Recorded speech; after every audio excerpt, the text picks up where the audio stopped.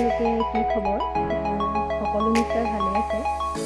বহুদিনৰ বিৰতিৰ পাছত আচলতে ইউটিউব জগতখনলৈ আকৌ ঘূৰি আহিছোঁ বুলিয়ে ক'ব লাগিব। যিহেতু পনীৰ বনোৱা আছিলে আৰু এই বস্তুকেইটাও গোটেইকেইটা যোগাৰ আছিলে, সেইকাৰণে ভাবিলোঁ মটৰ পনীৰ মই কেনেকৈ বনাই আপোনালোককো দেখাওঁ। বলক ভিডিঅ'টো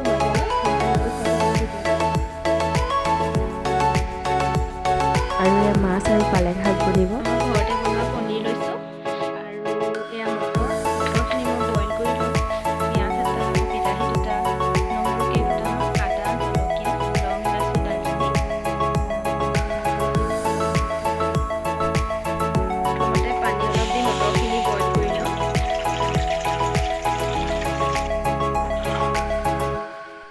মটৰখিনি বাৰু কোমলে, অকণমান কেঁচা ভাৱটো যোৱালৈকে মটৰখিনি অকণমান সিজাই লওঁ, মানে 3-4 মিনিটমানৰ কাৰণে।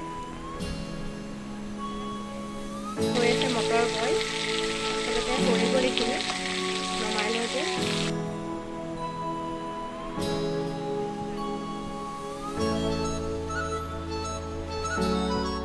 হৈ গ'ল, এয়া পিঁয়াজ দি দিলোঁ, তাৰপৰা বিলাহী, তাৰপৰা নহৰু আছিলে, আদা আছিলে, সেইকেইটা দি দিলোঁ, জলকীয়াকেইটাও দি দিছোঁ। এইখিনি অলপ সময়ৰ কাৰণে লৰাই পেলাই কোমল কৰি ল'ব লাগিব। পাহৰিয়ে গৈছিলোঁ, ইয়াত কাজুখিনিও দি দিব লাগিব।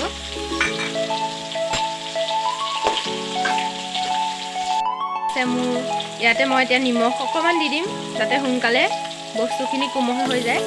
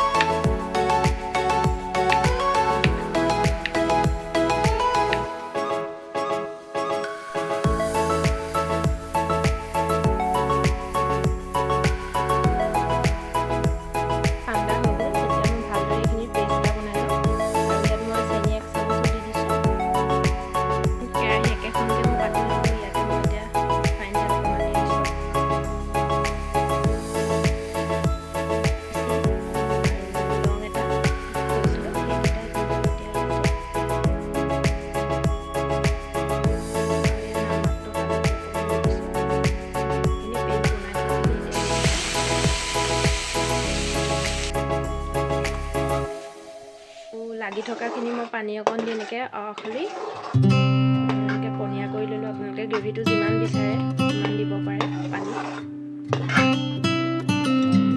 এতিয়া মই বইল কৰি থোৱা এই মটৰখিনি দি দিছোঁ। ইয়াতে উতল আহি গ'ল, ইয়াতে এতিয়া মই পনীৰখিনিও দি দিম।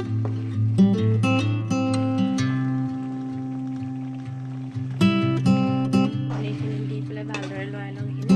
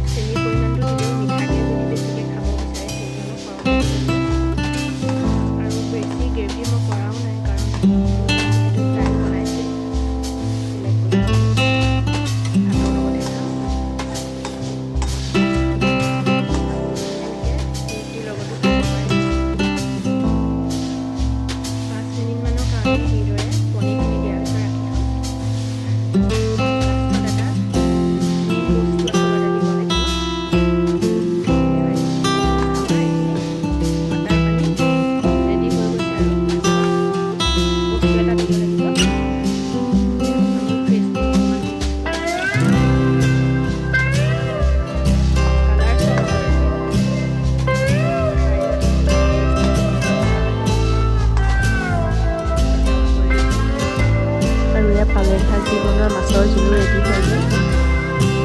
আৰু এতিয়া গৰমে গৰমে ৰ'দত বহি খোৱাৰহে কথা আৰু।